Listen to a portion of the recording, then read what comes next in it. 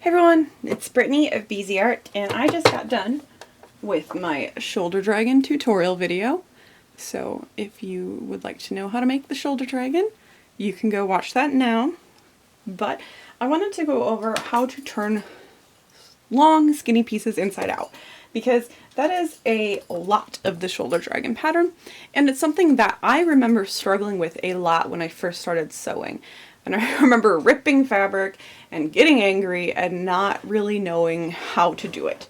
Because it's something that people don't really talk about. They just say, turn it right side out. So I just have some scrap fabric here, and I'm going to really quick sew a long skinny shape. We can pretend this is a dragon tail. And with all small pieces, I like to cut out a big area around it, sew it, and then cut it down to size, just because having a bigger area gives me more fabric to manipulate and control, and it makes it less likely for the fabric to slide around because you're not trying to keep together two tiny pieces of fabric.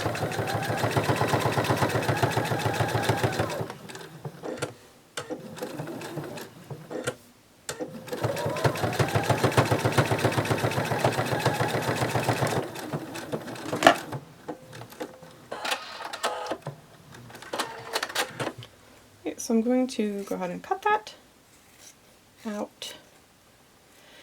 Now, if you've watched any of my other videos, you will know that I like to use hemostats. And hemostats are a medical tool. You can clamp them down, lock them. I assume they use them in surgery.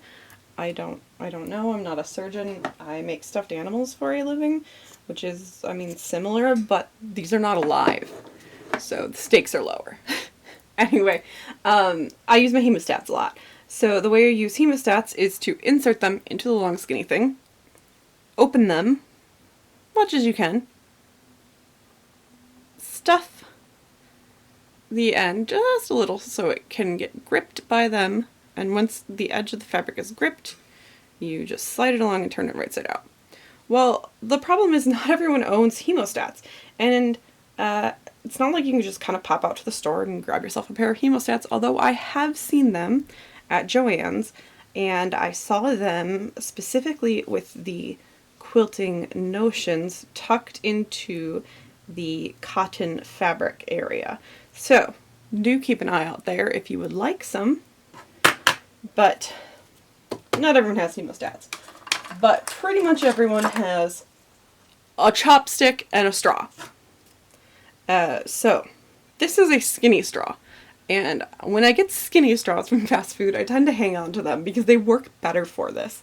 And I don't know about your area, but in my area, the Taco Bell straws are so skinny that it's crazy, and so I definitely save those. I don't know where this one came from. We're going to call it a Taco Bell straw. And then a chopstick. If you don't have one, you can just have some Chinese food for dinner tonight and ask for a chopstick. So what you're going to do is you're going to insert the straw into the long skinny piece, and then you're going to take the chopstick and poke the end into the straw. And then just like with the hemostats, you're just going to roll it up the chopstick. And that's all it takes. No stress, no freaking out. None of that. So there you go. That is the secret trick to turning long skinny pieces right side out with just regular things you find in your house. So I hope that that tip helps you guys, and let me know what kind of tips you'd like to see. It's hard for me to remember the things that I struggled with when I first started. So if there's something in particular that you are just not understanding, or you feel like it doesn't get mentioned in videos, let me know and I will try to cover it. So thanks for watching, and I will see you guys in the next video.